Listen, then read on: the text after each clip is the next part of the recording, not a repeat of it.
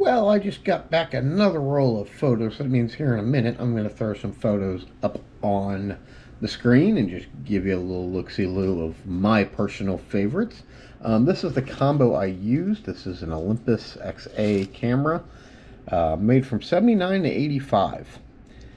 So it's a little older than my 90s theme of this channel and up to the early 2010s, but a lot of people suggested this camera and said, I had found a vendor at a consignment shop that sold a lot of old cameras, and I had posted a picture, and I was like, I'm kind of thinking about this Canon, but everyone's like, oh no, that Olympus XA, if it's, the right price, get it, because it's really good. And I was like, well, okay, I'll take their word for it. And it produces fantastic images. It has some manual control as well. Like, you can shoot it in aperture priority, you can fire a flash. There is a flash that can attach to it right here on the side. This one did not come with that though. So it's more of a just pure pocket camera, but it has the ability to read 25 ISO speed film, which is super low, up to 800. You adjust that right here underneath the lens. This is your focus for your rangefinder. You can see when I move that kind of moves around. So basically what I ended up doing was, because I was struggling with the rangefinder, you can see there's maybe you can see, let's see if you can see. Here, I need to see my screen so that I can see if you can see.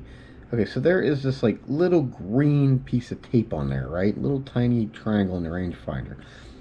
That actually helps you focus, and I just don't like how it works. Maybe because of my eyesight, maybe because the camera's just a little older, but I struggled with it, and when I first got it, that wasn't there, and I couldn't even see the rangefinder. So when I was doing some servicing on it, replacing the light seals and such, I did kind of find a way to make that work, and you just basically cut a little tiny piece of electrical tape and get it in just about the right spot, and there you go.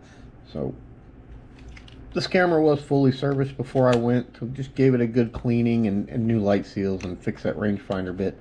The exposure meter on it isn't great. Sometimes the little needle works, sometimes it doesn't, but it does actually adjust exposure. It's just the needle doesn't always bounce up and down and be in the right spot for the shutter it's actually taking. So it's judging the light right, it's just not showing that it's judging the light. Yeah, new seals down inside these channels here. New door seals. And, clean the interior and exterior of the lens. Get any dust and smudges that may be on there off. And throw some roll of film through it. Take pictures. That simple.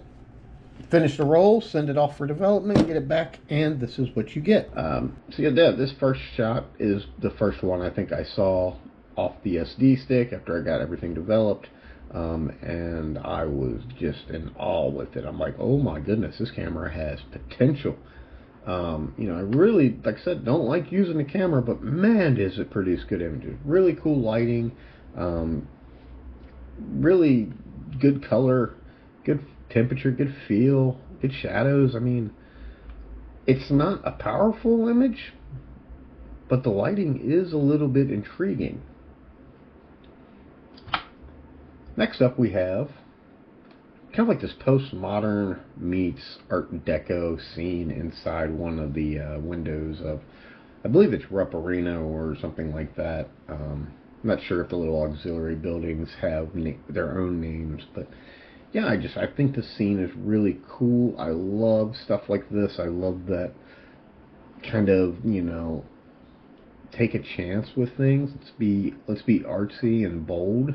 And the pattern on that chair is definitely bold. The bright yellow wavy bench is bold. And I think if somebody was dressed properly, and I'm not sure how I would dress someone to take a photo right there, but to have someone sitting on that bench, maybe staring and reading into a book or something like that, would really add a whole nother layer to this image. And if I had used some kind of neutralizer to kind of kill the reflections, maybe it would have added it better with someone there. But since there's no one there, I like the reflections in the photo.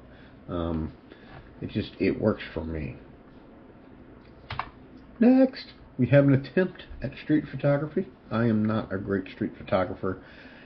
I feel uncomfortable when people notice me trying to take their picture, because sometimes it results in confrontation because they're paranoid and whatnot. It's like, I'm just trying to make art. I'm not trying to put you on a government list or anything like that. I'm not trying to get you in trouble. I'm not doing anything creepy. I'm just trying to make pretty art. Photos people will enjoy. And I think this is really close to being superb, but I don't know, it's maybe just the wrong city. If I was able to take this exact shot in a better city, maybe I would feel better about it. But girl walking down the street, well dressed, kind of managed to catch her splitting the two dancing light poles. I think that's what, I don't know what they're actually called, but it's basically, these light poles are made to simulate like a dance, or like dipping someone in before you kiss them. It's an interesting light pole from further out, but with it without it cropped to like a 1-to-1 ratio, which is what I have here, your eyes are still drawn to the girl in the red dress, between the two poles. So to even go like with a fuller size image, it's still just your eyes come to the girl. So that's why I cropped it like that and kind of, left the twisting light poles the way they are. I think it's a neat image. I could do better. I know I can. I know I have done better, but I'm still pretty happy with it, and that's why I'm sharing it. So these rusty signs come from a place called Rabbit Hash, Kentucky. It's just little, like, 3-road town on the Ohio River in Kentucky, in the northern bits of Kentucky. It's not much. It's literally just this town that has this strange aura behind it that you just kind of have to visit if you're in the area. There's a general store. It all feels very old-fashioned. A lot of motorcyclists love coming out here. It's good and bad for that same reason. Sometimes they have a little too much to drink and get a little stupid and, crash on the way home. Sometimes they kill themselves on the way home in a motorcycle crash because they had a little too much to drink. And other times they're the most friendly people in the world. It all just depends on who's down there, what's going on, and who's getting who riled up. But it's, for the most part, it's a genuinely nice little town to stop. General store in there from the 1800s sadly got burnt down, but rebuilt and magically feels like it's never burned down somehow. It's crazy that they were able to replicate the feels and everything of it, despite being a total loss. I mean, it was down to the foundation pillars. That's how much burned. But the general store, really nice, cool place to stop in. Sometimes they have little shindigs and bluegrass music playing inside, like live, and I don't know, it's just kind of a vibe. But I always like the signs on the side of the barn, and I had to take a picture of them. I always do. It seems like every time you take a picture of them, something's changed. Maybe the sign's rusted or faded a little more. Maybe someone's put something new up, Maybe the weather, the lighting's a little different. You can never take the same picture twice on these signs, it seems, which is really cool. Moving on, we just have some older bikes kind of leaned up against the side of the art building, the artworks building. I don't know if it's a future project, if it's just something someone's collecting. No idea. But I do know that I could have focused a little better, maybe not use the infinity focus trick on this one and tried to focus more on the front downspout of the bike where the forks are and the handlebars kind of go into the front tube there. I probably should have done that instead of going with the infinity, because it really doesn't start getting in focus until you get to the second bicycle behind it. But in general, I still like it. It's a neat picture. It has neat color, neat shadows, a little bit of blur where you want it, and a little bit of blur not necessarily where I want it. So close to nailing that one, but it's not a bad picture. It's just not a great picture. Here is the building the said bikes are sitting on the side of. You got some old Crown gas globes on the side. I really struggled with framing this one because I didn't want the modern van in the picture. I did have to get a little bit of it in there, but You know, it's one of those buildings that you want nothing around. No cars, no people, nothing around when you're taking a picture of, because it has its own charm, its own drawl. It stands out by itself. It doesn't need help from anything. Um, and I think part of that's just from, you know, the random vintage things laying around, like the old lawnmower that's just a couple of blades that spin on two wheels, and the old Maytag Wrangler washer, and the old set of looks like train wheels or dolly wheels, you know, and of course the Crown Globe gas pumps that have been restored and very well maintained. You know, it all just kind of draws attention to itself, and it's very hard to get a picture of that building without something in the way or ruining it, you know, because this is a popular spot in northern Kentucky, despite how far out of northern Kentucky it is. I mean, it's right on the edge of the banks of the Ohio River, and it's not like you can just take a shortcut to get there. It's a good 30 minutes of back roads to get there.